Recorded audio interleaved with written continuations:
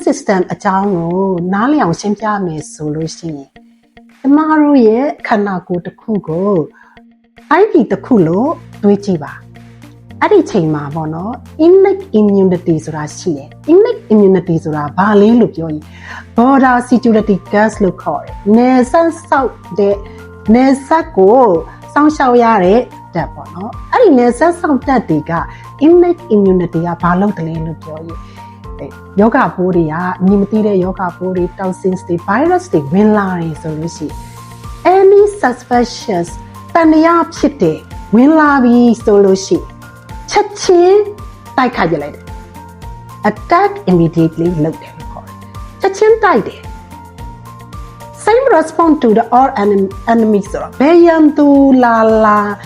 ပထမဦးဆုံးတိုက်ထုတ်လိုက်တဲ့ system ကို innate immune system လို့ခေါ်တယ်အဲ့လိုတိုက်ထုတ်ပြီးသွားလခဲ့လို့ရှိရင်သူက no record keeping record မထားဘူးမေးလိုက်တယ်ဝင်လာတယ်တိုက်တယ်အဲ့ဒီ system ကြီး innate immune system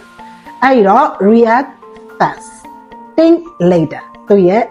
ဆောင်ပုဒ်ပေါ့နော်ဒါလေးကတော့ innate immune system အကြောင်းပါနံပါတ်2ကကြတော့ adaptive immunity လို့ခေါ်တယ်ပေါ့နော် adaptive immunity ကို secondary immunity လို့လည်းခေါ်တယ်အဲ့ဒါကဘာလဲလို့ပြောရင်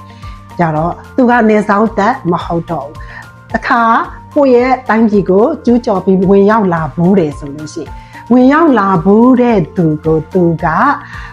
ဘာလုပ်လိုက်လဲလို့ပြောရင်သူ့ရဲ့ intelligent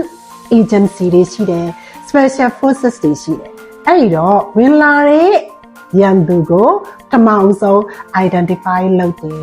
identify လုပ်ထားပြီးသူကမှတ်ထားလိုက်တယ်ဒီကောင်ဝင်လာတယ်ဆိုရင်ဒီရန်သူကိုတိုက်ထုတ်ဖို့အတွက်ကို specific weapons တွေသူမှာ body ရဲ့ defense mechanism မှာဒီရန်သူကိုတိုက်နိုင်တဲ့လက်နက်တွေအင်အားတွေကိုစုစည်းတယ်စုစည်းပြီးလို့ရှိရင် record လုပ်ထားတယ် memory လုပ်ထားတယ်နောက်တစ်ချိန်မှာဒီရန်သူကပဲထပ်ပြီးတော့မှဝင်လာပြီး hit ဆိုတာနဲ့တခါတည်းအမြန်ဆုံး faster stronger attack နဲ့အင်အားအကြီးဆုံးနဲ့နေနေတဲ့ system ကိုကြတော့ adaptive immunity လို့ခေါ်တာအဲ့ဒါကို secondary immunity လို့လည်းခေါ်ပါတယ်အဲ့တော့ learn လုပ်တယ် remember လုပ်တယ် then strike precisely ဆိုတော့ဒီရန်သူကိုဝင်လာတဲ့ကျူးကျော်တယ်မှတ်ထားတယ် memory မှာမှတ်ထားတယ်ဒီရန်သူကိုလာနောက်တစ်ခါထပ်လာရင်အများကြီးလိုက်တိုက်ထုတ်ဖို့ထွက်ကို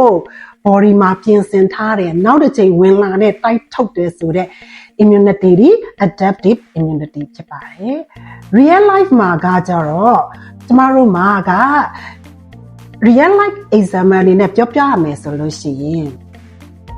innate response ဆိုတာပါလေပေါ့နော်အဲ့ဆို innate response မှာပါဝင်တဲ့ macrophage တွေဆိုလို့ရှိရင် bacteria တွေဝင်လာတယ်တခါတည်းနဲ့နေမြင်လိုက်တယ် neutrophil တွေက killing using enzymes တွေနဲ့ ROS ကိုသုံးတယ်တိုက်ထုတ်တယ် cytokines တွေကနေပြီးတော့မှကောင်တစ်ခုကိုက်လိုက်တယ်ဆိုရောင်သွားတယ်နီလာတယ်ပူလာတယ်ရောင်လာတယ်ဒီလိုကြောင်းရာတွေရှိတယ်ချက်ချင်းတိုက်ထုတ်လိုက်တဲ့ဖြစ်စဉ်ကိုကြတော့ innate response လို့ခေါ်တယ်အဲ့ခါမှာသူ့ရဲ့ result ကချက်ချင်းဝင်လာချက်ချင်းတိုက်တယ်ဒါပေမဲ့လည်းပေါ့နော်တိတိကျကျတော့မရှိဘူး record ထားတာမျိုးမရှိဘူး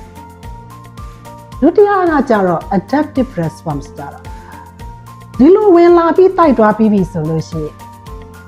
ရက်နေငယ်ကြတယ်ရက်နေငယ်ကြလာတဲ့ခါမှာကြတော့ဒီကောင်ကိုမှတ်ထားတဲ့ antigen presentation တွေလုပ်လာတယ် antigen တွေက antigen တွေထုတ် antigen presentation ကို define လုပ်ပြီးသွားတယ်ဆိုလို့ရှိရင်ခန္ဓာကိုယ်ထဲမှာရှိတဲ့တိုက်ခိုက်ရေး cell တွေထဲမှာ T cell တွေက activate ဖြစ်လာတယ်အဲ့လိုပဲပေါ့နော် B cell တွေကကြတော့ antibodies တွေကိုထုတ်လာတယ် cytotoxic T cell တွေကတော့ kill the infected bacteria တွေ